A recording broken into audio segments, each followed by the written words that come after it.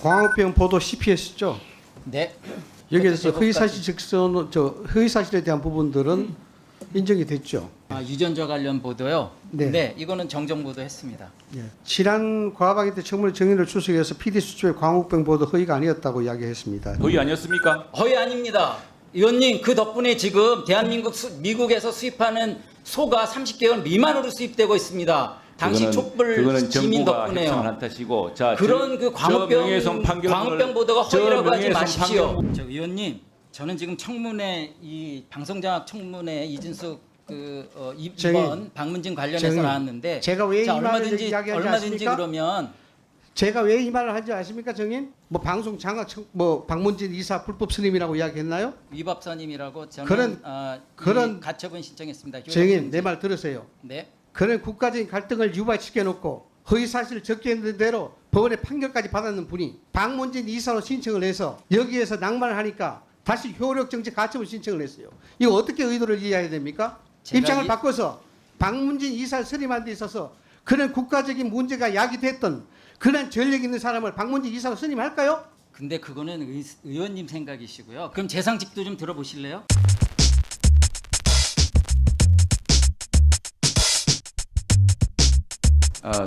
송요훈 증인께 질의드리겠습니다. 계십니까? 앞으로 나와주세요. 증인께서 문재인 정부 당시에 MBC 정상화위원회에서 맡은 보직이 무엇이었습니까? 간단하게. 정상화위원회 조사실장이었습니다. 그때 허무호 전 보도국 부국장을 아시고 계십니까? 네, 후배 기자입니다. 이분을 조사하신 적이 있습니까? 네. 네. 그 당시에 허무호 전 부국장께서 정상화위원회 조사가 불법적이었다고 하면서 MBC를 상대로 낸 손해배상 청구 소송에서 승소한 사실은 알고 계시죠? 제가 퇴직 후에 있었던 일인데요. 나중에 얘기 들었습니다. 이 배상 판결 인정하시죠? 인정하십니까? 그 조사를 하게 된 거는요. 2016년도에 그 사회부장으로 있었는데 판결을 인정하시냐라고 제가 질문하는 겁니다. 아니 그거는 왜 그런 판결이 나오고 조사를 하게 됐는지 아셔야지 그 제가 인정한 걸 말씀드릴게요. 준비되어 있습니다. 네. 사법부의 판결을 인정하시냐고 묻는 겁니다.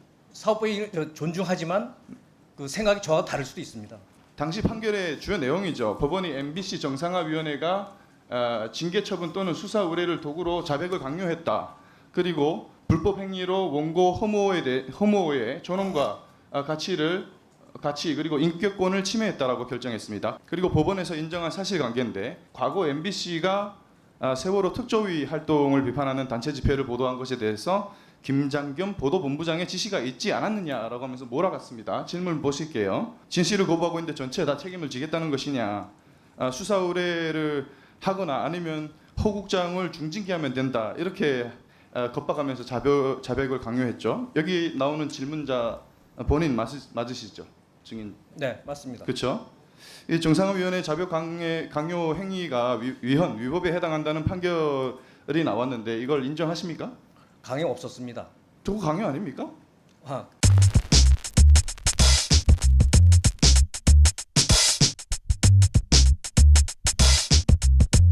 이어서 질의하겠습니다. 당시 참고인께서도 정상화위원회의 조사를 받았던 당사자시죠?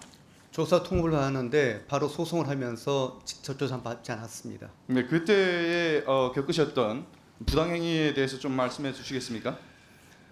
후배들이 아래서부터 천천히 잡혀갑니다.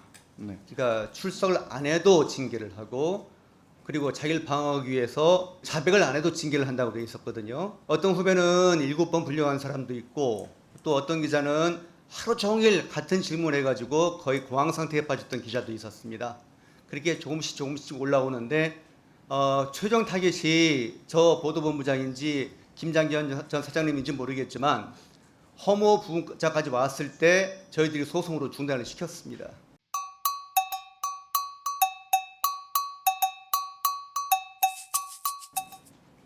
알겠습니다. 그런 어떤 언론 노조의 행태들이 MBC의 독립성과 공정성을 지키기 위한 활동이었다라고 주장하고 있습니다. 언론 노조가. 이러한 주장에 대한 참고인의 생각은 어떻습니까? 언론사인데요. 그것도 공영방송인데 인권 탄압을 하면서 무슨 공공적인 가치를 지킨다는 건 어불성설입니다. 제가 송효훈 증인을 질의하려고 불렀었는데 부른 이유가 이분께서 방송문화진흥회 방문진에 이사 신청을 하셨습니다. 그래서 이분이 이사 신청을 하셨는데 이에 대해서는 어떻게 생각하십니까? 그 사람의 행동을 보면 어떤 일을 앞으로 할지를 이해할 수 있을 겁니다. 예상할 수 있을 겁니다. 만약에 송영훈 지인께서 방송문화진흥회 이사가 되신다면 또다시 MBC에 그러한 인권 탄압이 벌어지지 않을까 우려하지 않을 수 없습니다. 아까 그 박충근 의원이 지적하신 그 송영훈 정인에게 지적하신 내용이 사실입니까? 네, 사실입니다.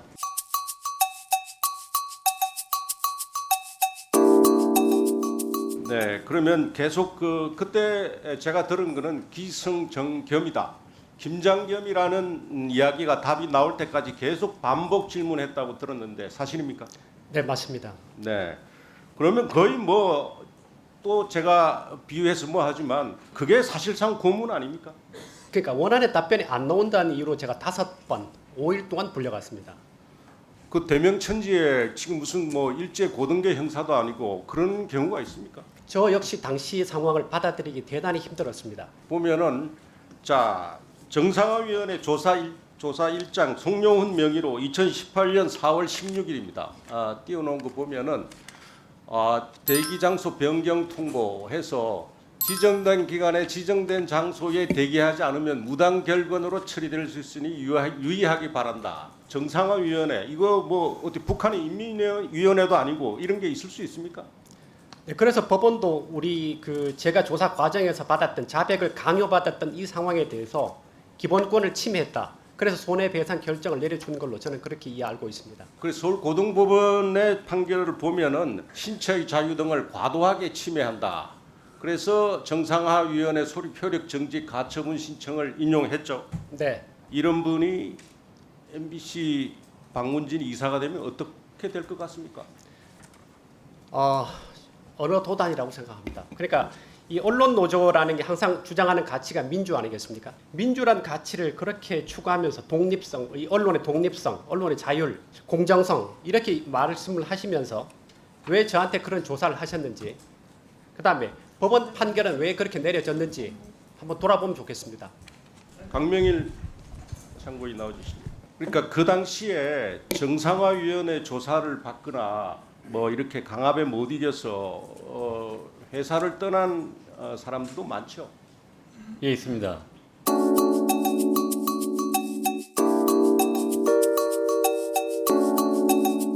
네. 구체적으로 어떤 분들이 있을까요?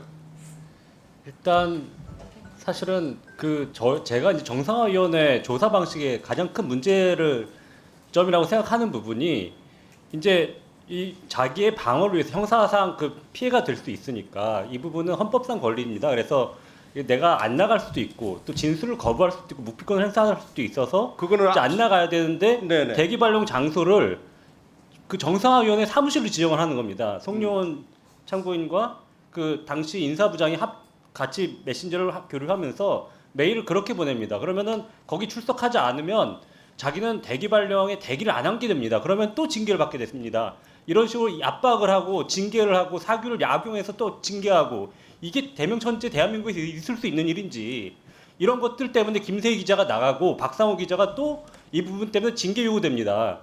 이런 부분들이 여러 명이 이런 걸 당했기 때문에 야 정말 이거는 인민위원회다. 어떻게 이런 게 있을 수가 있는가, MBC 문화방송에 이런 분들이 어떻게 또 방문진 이사에 나올 수가 있는가, 지원할 수가 있는가, 저희는 이해할 수가 없는 겁니다 지금까지. 이런 그 소위 정상화위원회에서 불법적인 행위를 한 분들이 나서서 이사를 하겠다. 또 뭐 이사가 안 됐으니까 불만을 품고 소송을 제기하고 이런 것은 그 공영방송의 취지에 맞지 않는 거 아니겠습니까? 그때 말했던 인사팀장이 지금 박민하 경영본부장입니다. 지금도 계속하고 있습니다. 이제 안영준 체제 내에서 이 부분을 방문진 이사분들이 통제를 하고, 이분들이 노조 탄압하고 부당노동 행위한 부분들, 기소된 부분들 철저히 조사하고 감사하라고 얘기를 해야 되는데 아무것도 안 했습니다. 방문진 이사분들이. 그래서 그분들은 빨리 나가셔갖고 MBC가 정상화되도록 새로운 분들이 오셔야 된다고 저희는 생각하고 있는데, 이 부분을 갖고 다시 또 소송을 제기하고 또 MBC 정상화를 가로막고 이런 부분들이 참 문제라고 생각하는 겁니다. 네, 오종환 본부장 나와주십시오. 그 당시에 회사를 떠난 사람들도 굉장히 많은데 정신질환 치료도 받고 이런 분들도 있다고 들었습니다. 굉장히 많은 후배들이 그 정신과 치료를 받았고요. 네, 상암동 정신과 의원이 문정 성실로 있다고 들었습니다. 네. 그 강박 떨어진 사람 둘, 안 걸린 사람 수없이 많고 여성 조합원이 그 말씀드리기 힘든 그런 질환으로 수술을 받고 그 이루 말로 표현할 수 없는 고통을 받았습니다. 이제 겨우 MBC가 개혁의 희망을 품고 있는데 개인의 이익 때문에 개인 욕심 때문에 거의 찬물을 끼얹는 것 같습니다. 송영훈 증인 웃지 마세요. 왜요?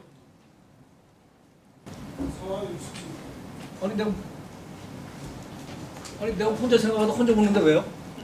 저 앉으시고요. 의원들 말이죠. 조용히 선서하고 얘기를 하세요. 국회 청문회에서 가짜 살포하면 되겠습니까? 송영훈 증인, 예, 앉으세요. 됐고요. 제가 부탁드립니다. 이 자리에는 군부 독재 치하에서 물리적 고문을 받은 분들이 있습니다. 저 자신도 21살 때 끌려가서 나체로 고문을 받은 경험이 있습니다. 그래서 그런 고문이라는 말을 함부로 쓰면 그게 인격적으로 굉장히 고통을 준다는 점 다시 말씀드리고 쓰지 말아 주십시오. 김장겸 위원님, 이거는 받아들이시죠?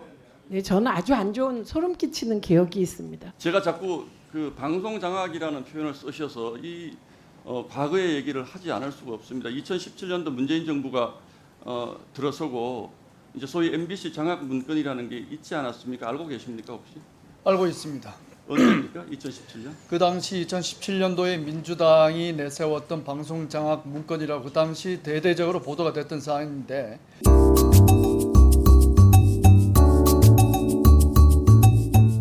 그 내용이 2017년 말입니까? 17년도 그 당시 그 8월 9월 달에 그것이 드러났는데 그 전부터 5월 달에 대선이 있었기 때문에 그때부터 시작이 됐던 거죠. 5월부터 8월이면 석 달입니다. 지금 MBC 이사 임기가 끝나지 않았습니까? 임기가 끝났습니다. 그 끝난 이사의 임기를 바꾸는 것이 방송 장악입니까? 아니면 정권 바꾸고 석 달 만에 문건까지 돌려가면서 이사 내쫓은 게 방송 장악입니까? 그 당시에 방송 장악 문건에 따라서 그 당시 2명의 이사를 집을 찾아가고 학교를 찾아가고 그런 식으로 겁박을 했습니다. 그 당시에 민노총 언론 노조원들이 거의 홍위병식으로 폭행과 거의 무력을 동원하다시피 한 식의 압박을 하다 보니까 그 두 분이 결국 견디지 못했던 거죠. 그리고 그런 것을 방통위원회는 당시 인정을 하고 그분들을 쫓아냈던 거죠. 그 상황이죠. 짤막하게 하나만 더 묻겠습니다. 지금 여전히 지금 그때 소위 적폐청산의 대상이셨던 분들 그대로 있는 거죠 아직도?